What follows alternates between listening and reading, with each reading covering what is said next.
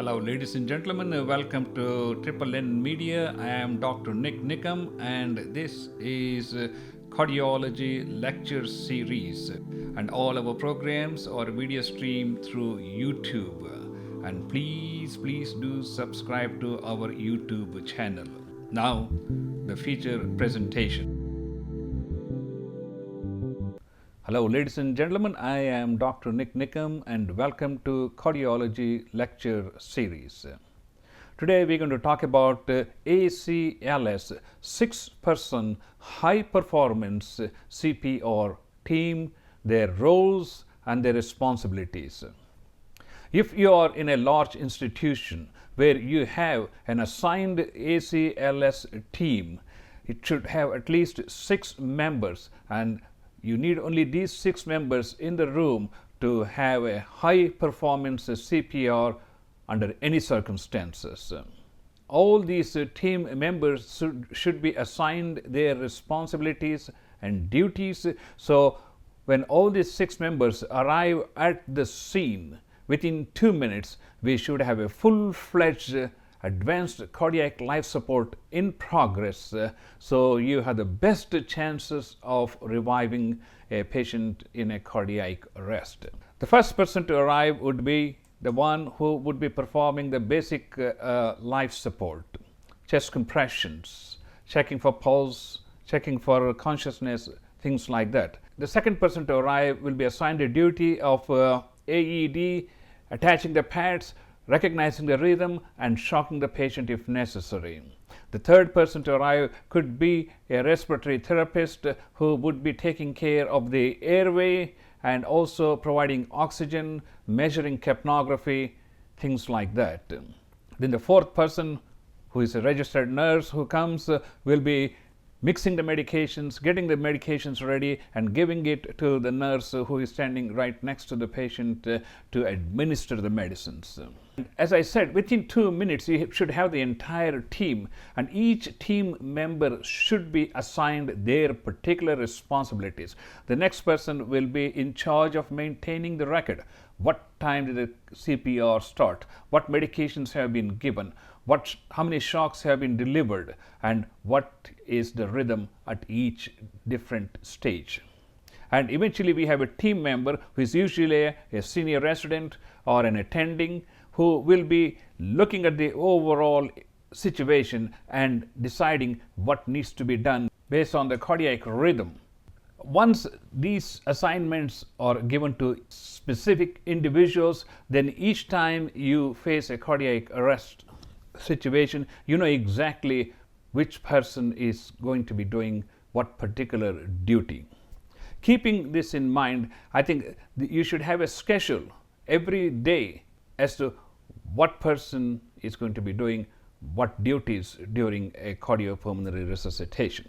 Having assigned duties to all these 6 key members in terms of actually performing the Acls, let us start off in a theoretical scenario and walk through each one of these steps in depth. Okay, now you are the first person to arrive at the scene where a patient has collapsed. You take 10 seconds to assess the patient, the airway and the breathing at the same time. You also check the pulse. Then you immediately begin chest compressions. Chest compressions, 30 compressions for every 15 seconds. The chest compressions should be at least 2 to 2.4 centimeter so that we have good compression of the cardiovascular structures to pump the blood to the rest of the circulation. You continue with the chest compressions for 5 cycles or at least 2-minute duration, and in this 2-minute duration, hopefully all the remaining team members should have arrived there to assist you with the further management of acute cardiopulmonary resuscitation. Now the second person has arrived, who was just next door, And obviously that lady brought the defibrillator, so she is going to attach the defibrillator paddles to the patient. Now you're going to monitor the rhythm. Yes, we got a VTAC or a VFib, shock the patient. You got a asystole, epinephrine 1 milligram IV bolus followed by 20 ml of saline flush. That means the patient should also have an IV access. So the second person who is going to be arriving there should be responsible for attaching the pads, starting an IV, and delivering the shock, and if necessary, administer epinephrine if that is needed. Right now, you are the sort of the lead person, so you are going to continue with the chest compressions. Now we have a third person who has arrived. The third person is going to be taking care of the airway. They will extend the neck, pull the chin up, and initiate bag mask ventilation. We can also attach a capnography if that is readily available. If the patient happens to be in an intensive care unit, you should be able to attach that to monitor the efficiency of chest compressions. And also administer oxygen. We can also hook up a pulse oximeter to see if it can get any readings on the pulse oximeter while the cardiac resuscitation is going on. Next, we have a team leader who arrives. The team leader will be overseeing the whole situation, and based on the cardiac rhythm, based on the overall condition, will be making decisions as to what needs to be done next. Now we have another registered nurse who arrives at the scene. We had the team leader.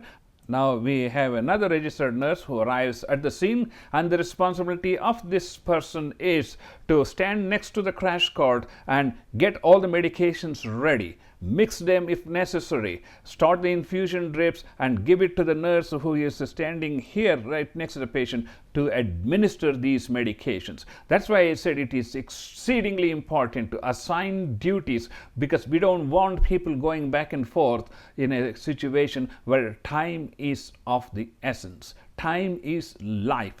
So if one person knows exactly that her or his responsibility is to mix the drugs, get the syringes ready, and give it to the nurse in charge to administer the medications, then things will move much more efficiently and much more smoothly. Now we have a timer. It's usually the nursing supervisor or the unit manager who comes there, but I'm just showing them in a sequence. But as I said, within 2 minutes, I would expect all these 6 members to be in the room. If they are not in the room, they got to give an explanation as to why they are on cardiopulmonary resuscitation team to begin with. Because within 2 minutes, in the first cycle of your chest compressions, you should have all the remaining team members there to assist you, including the team leader, the physician, the senior resident, or the surgeon, whoever is in charge of the patient, to make appropriate decisions. Job of the timekeeper, of course, is to write down the time the medications were given, the time the last shock was delivered, and how many minutes have lapsed since the beginning of the cardiopulmonary resuscitation, and things like that. So when we have all these things put together, it becomes much easier for us to manage a cardiac patient in a much more organized fashion, I should say, so that it really helps in improving the overall performance of each and every individual, because they know exactly what their specific duty is in a cardiac arrest. We don't want a respiratory therapist to be doing IV medications, and we don't want to waste a nurse to be handling an airway when a respiratory therapist can do a much better job. And we need a team leader to be coordinating the whole thing, and if the team leader needs to have an central venous access, he or she should be able to expedite that and in fact deliver that service. If the patient needs to be intubated, the team leader should be well versed in intubating the patient under most circumstances during a cardiac arrest. When you put all the team together, you will understand that it is like an orchestra. This is like a symphony. When each person is doing his or her duty, the whole ACLS progress becomes much smoother, much more easy to follow, and hopefully the outcome would be lot better. Ladies and gentlemen, this is in a nutshell a 6-person high performance CPR team, their roles, their assignments, and their responsibilities. I hope this has been useful to you. I am positive this is going to be useful to large institutions where you have an ACLS team with multiple members, but they need to know exactly what their responsibilities are so that they can focus on their responsibilities and expedite things in a judicious manner to get the maximum benefit of advanced cardiac life support during a cardiac arrest. Thank you for watching. I am Dr. Nik Nikam. Again, thank you so much for watching this presentation, and until next time, I am Dr. Nik Nikam.